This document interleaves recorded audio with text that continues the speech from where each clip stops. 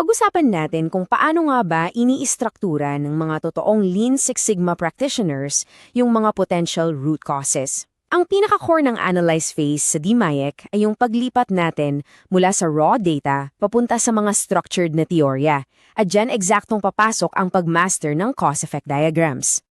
Ang magiging flow ng session natin ngayon, uumpisahan natin sa the cause-effect core purpose, tapos narrowing the effect box, categorical versus continuous data, structuring a complete diagram, at panghuli, voting, testing, and validation. Number 1. The cause-effect core purpose. Bago tayo mag-drawing ng kahit anong diagram, kailangan muna nating intindihin ito. Ang cause-effect diagram is really just a visual tool para i-organize yung potential causes ng isang highly specific na problema. Keyword natin dyan is potential. Hindi pa po ito proven, okay? Sa Lean Six Sigma, it's a massive mistake na itrato ang assumptions bilang katotohanan. Diyan natin inilalagay yung lahat ng brainstormed ideas ng team, pero hanggat walang statistical proof, these are purely theories. Operationally speaking, ginagawa natin to para hindi magkagulo yung ideas ng team at ma-map out natin ng maayos ang lahat bago tayo mag-test. Number 2. Narrowing the effect box. Ngayon, malino na theories pa lang yung mga hawak natin. Ang malaking tanong is, paano ba natin idedesisyonan kung ano yung eksaktong ilalagay natin sa mismong effect box? Well, hindi po yan pwedeng hulaan. Dapat manggaling ito directly sa measure phase data natin. Ang rule of thumb natin dito, be as specific as possible.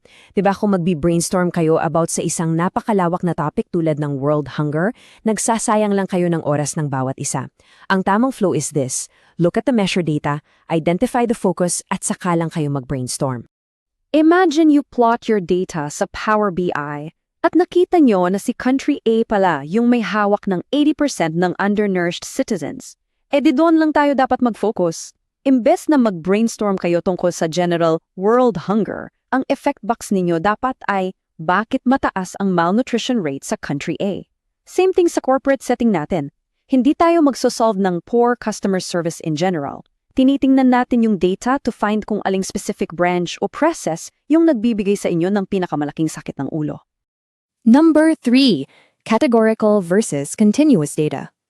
Para mahanap natin yung specific focus na yon, kailangan nating malaman kung anong klaseng data ba yung hawak natin. Kung categorical data yan, meaning count data, yung binibilang natin like number of errors or defect types, gagamit tayo ng Pareto chart para makita kung saan pinakamataas yung frequency. Pero kung continuous data yung tinitignan nyo, like processing times, handle times, o delivery lead times, hindi uubra ang Pareto. You're gonna need box plots, histograms, o dot plots para makompare yung variation at ma-isolate natin kung saan talaga nagkakatalo yung proseso.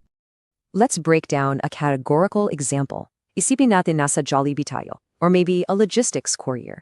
Pag gumawa ka ng Pareto chart ng mga customer complaints at lumabas na may dalawang top hitters, let's say soggy food packaging at saka late delivery, you literally cannot mix them in one cause-effect diagram. Ang kailangan nyo dyan, 2 separate diagrams.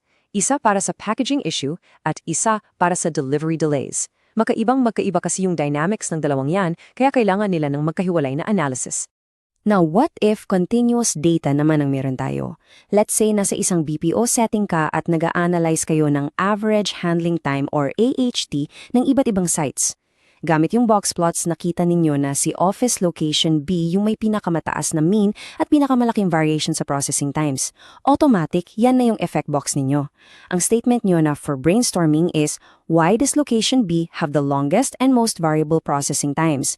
Imbes na manghula kung bakit mabagal ang buong kumpanya, naka-laser focus na tayo kay location B. Number 4. Structuring a complete diagram. So, ngayong na-define na natin ng tama yung effect box natin based sa data, paano ba natin i-istruktura yung diagram mismo? As a Master Black Belt, ito yung strict rule na ipinapatupad ko.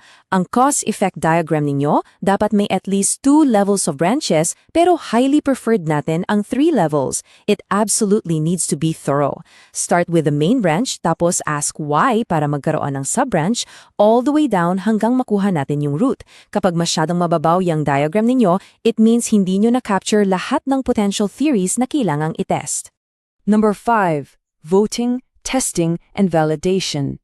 Once mapuno nyo na yung diagram ng mga sub-branches sa teorya, papasok na tayo sa pinaka-critical na part. Ano gagawin natin sa lahat ng ito? Basically, may 3 steps tayo sa workflow. Pagkatapos ng collective brainstorming, we filter the ideas. Gagamitin natin yung collective knowledge ng buong grupo through the multi-voting technique. Para mabilis, pwede kayong mag-setup ng Microsoft Teams polls sa mga virtual sessions nyo para lahat sabay-sabay makapag-vote kung ano yung tingin nilang most likely na cause. Tapos, isusummarize natin yan para ma-select natin yung top theories for testing.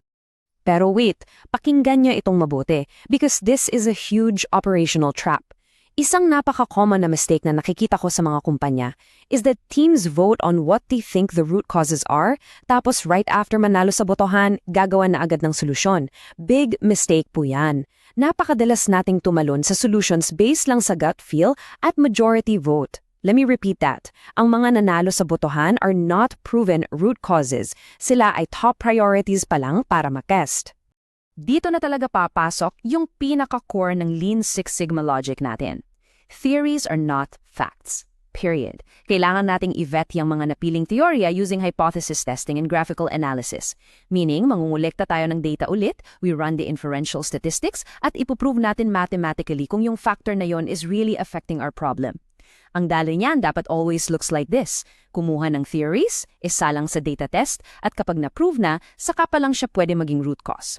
This rigorous data-driven approach is exactly why LSS teams are so incredibly powerful. Bago tayo magtapos sa session na ito, I want to leave you with a question para pag-isipan nyo yung nangyayari sa sarili ninyong opisina. Sa tuwing nag-aayos kayo ng operations issue, are you solving proven root causes? Or nagvo-vote lang ba kayo sa mga assumptions ninyo and just hoping for the best?